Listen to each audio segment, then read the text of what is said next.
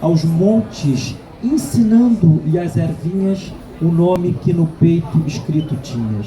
E aqui fruito é também uma forma arcaica. E rima com muito, porque a nasalização de... Fala perto do microfone. A nasalização do advérbio muito é posterior à época de Camões, como nós podemos ver aqui, que ele rima muito com fruito e com enxuto, que é uma forma arcaica também do particípio enxuto. Mas assim, eu gostaria de abrir para comentários, perguntas, tudo bem? Vocês não queriam fazer um comentário para a gente fazer ao modo de bate-papo? O senhor que é um leitor já de tantos anos.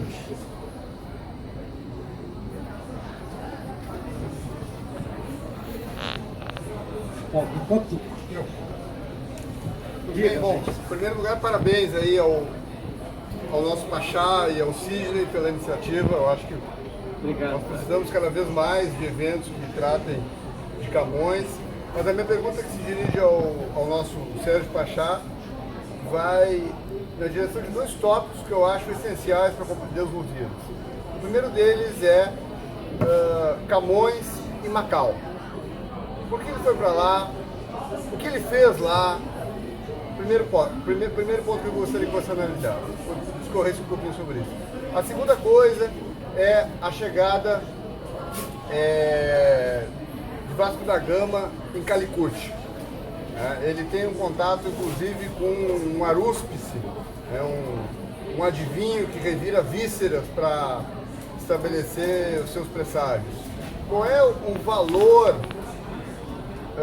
do presságio e qual é o valor desse tipo de conduta pagã dentro da estrutura camoniana, para a gente compreender qual é o modo pelo qual Camões se reporta ao paganismo. Você já mencionou Baco, etc. Qual é a tensão que se dá entre o paganismo e o pensamento católico dentro... Faz inteiro sentido. Eu vou começar pela sua segunda pergunta. Essa maneira de examinar vísceras é um procedimento próprio do paganismo romano. Nós sabemos que havia em Roma sacerdotes chamados arúspices que prognosticavam o futuro a partir do exame da víscera de pássaros, na verdade. Como também havia os áuspices, que, se não me engano, observavam o voo de pássaros, se eu não estou esquecido. Confere? Os álgures.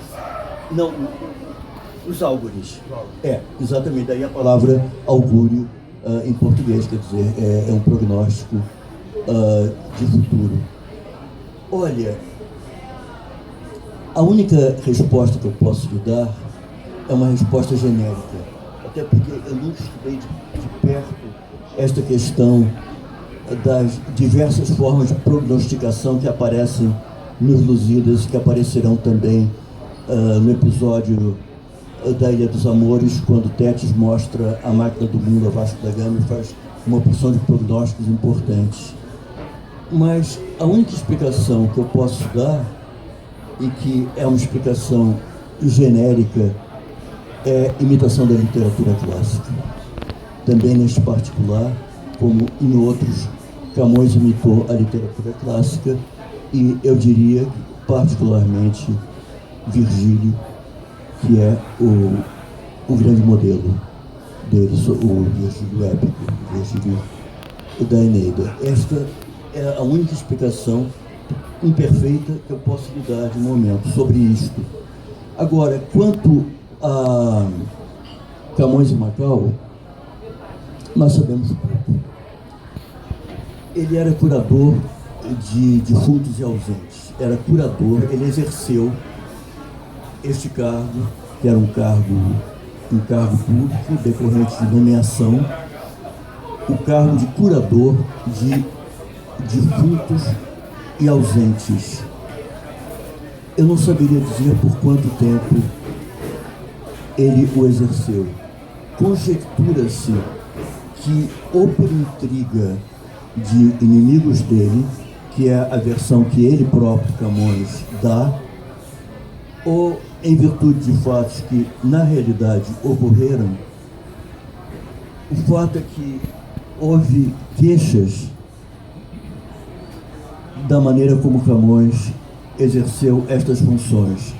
E ele voltou para a Índia, de Macau, e foi justamente na viagem de Macau para a Índia que ele já levava grande parte dos Lusíadas compostos, que ele sofreu naufrágio, e como ele próprio contará no canto 10º dos Lusíadas, naqueles prognósticos feitos na Ilha dos Amores, ele conseguirá salvar das ondas do naufrágio o canto molhado, que são justamente os Lusíadas. E nesse naufrágio perecerá a moça China, como contam cronistas da época, com quem ele vinha trazendo amores, e que depois ele celebrou postumamente numa série incomparável de sonetos dedicados a ela, sob o nome, o pseudônimo, enfim, grego de Dinamene, que é um nome clássico que aparece também em Éclogas de Camões, personagens de Éclogas de Camões que não tinham nada a ver com esta Dinamene do naufrágio. E a única coisa que eu sei a respeito disso são estas conjecturas, que houve algo errado em Macau, na maneira como Camões se ouve na administração dos bens de defuntos e ausentes, e por isso ele foi posto em ferros nas Índias. Se foi verdade, se foi intriga, nós não sabemos. É a única coisa que eu posso dizer. Deixe-me só acrescentar a resposta do meu querido Sérgio, Marcos, a sua pergunta, com relação a esta suposta tensão entre o catolicismo e as alusões pagãs nos Lusíadas. Alguns tópicos. O primeiro deles não nos custa lembrar que Camões foi aprovado por um censor da Inquisição. Ou seja, aquilo era o crivo formal de que a igreja revestia a obra com a sua aprovação, e portanto não via ali naquelas alusões ao paganismo nenhuma espécie de perigo à fé. Então este é um ponto. E o segundo, esta imitação, eu não sei se você estava aqui no início quando falamos da imitácio, né? Essa imitação dos clássicos, no caso de Camões, ela se dá num vetor cristão. São inúmeras as alusões nos Lusíadas e em outros lugares, mas estamos falando dos Lusíadas, do cristianismo que, vamos dizer assim, conformava a missão de Vasco da Gama.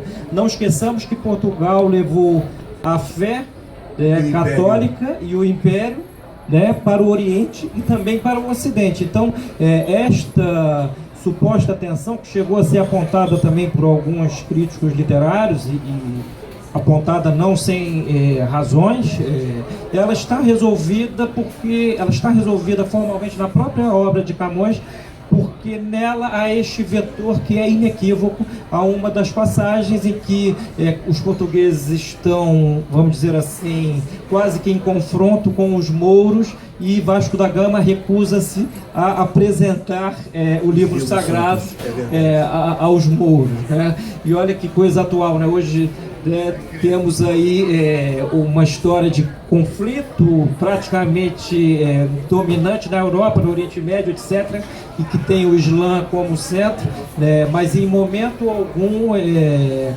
Camões deixa margem à dúvida de que é um papista, um católico, e a sua ele obra... diz normalmente, há uma passagem dos Lusíadas, creio que ainda no canto primeiro, em que eles correm um grande perigo, no canto primeiro e no canto sexto, uma grande tempestade suscitada por Baco, e Vasco da Gama invoca os coros dos anjos, a ajuda das cohortes celestes. E ele diz, com todas as letras no fim de uma oitava, que só, dirigindo-se a Deus, que só por teu serviço navegamos. E não podemos esquecer também, na primeira instância dos Lusíadas, as armas e os barões assinalados que da ocidental praia lusitana, por mares nunca antes navegados, passaram ainda além da Taprobana, em perigos e guerras esforçados mais do que prometia a força humana, entre gente remota edificaram um novo reino que tanto sublimaram. E na estante seguinte é que ele vai falar que a fé dos portugueses, a fé e o império foram dilatando. E também as memórias gloriosas daqueles reis. Lembra-se, eu acho que é logo na segunda instância, daqueles reis que foram... isso tem que ser, senão não podemos... E também as memórias gloriosas daqueles reis que foram dilatando a fé, o império e as terras viciosas. De África e de Ásia andaram devastando, e aqueles que por obras valerosas se vão da lei da morte libertando, cantando espalharei por toda parte, se há tanto me ajudar o engenho e arte. Exatamente. E aqui a lei da morte, Camões não era politicamente correto, ele está referindo-se literalmente ao Corão, ou seja, a lei sarracena. Então, assim, esta tensão, que, repito, é tão atual, entre civilizações que são quase impermeáveis entre si, também dá mais um vetor da atualidade de Camões. Eu queria só, professor, fazer... você quer acrescentar alguma coisa? Não, só acrescentar uma coisa aqui. Este verso que o Sidney acaba de apontar e que com grande propriedade aproximou-se do Alcorão, que Camões, numa outra passagem, Alcorão ao qual, em outra passagem dos Lusíadas, Camões se refere chamando-lhe do Arábio a lei maldita. Nós podemos também interpretar por obras valerosas se vão da lei da morte libertando, como aqueles homens cristãos que, por suas obras, por seus feitos, dharmas e de virtude, tornaram-se mortais, imortalizaram-se. Ou seja, foram-se libertando da lei da morte, que é também outro significado contido neste sintágio, sem contradição.